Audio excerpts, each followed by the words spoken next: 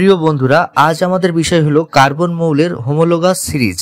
এখানে জৈব যৌগগুলোর রাসায়নিক ধর্ম একই থাকে এবং এদের ফাংশনাল গ্রুপও একই থাকে, এবং জৈব যৌগগুলোর আলাদা হচ্ছে তাদের কার্বন বন্ধনী অর্থাৎ CH2 বন্ধনীগুলোর আলাদা হয়ে থাকে, অর্থাৎ এদের জেনারেল ফর্মুলাও কিন্তু একই হয়ে থাকে। উদাহরণস্বরূপ ধরে নেওয়া যেতে পারে CH4 এবং C2H6।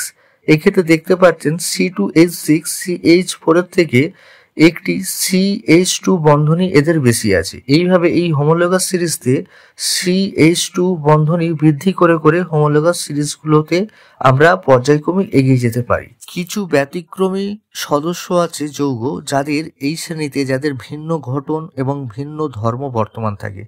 যাই হোক, এদের বিক্রিয়া শক্তি একই থাকে এবং যে কোনো হোমোলোগাস সিরিজতে একটা পর্যায়ক্রমিক ভৌতিক ধর্ম এদের দেখা যায়, এবং এখানে একটি গ্রেডেশন সৃষ্টি হয়, কারণ এখানে গলনাঙ্ক এবং স্ফুটনাঙ্ক তার সাথে সাথে এদের আণবিক ভরও বৃদ্ধি পায় এই যৌগগুলির।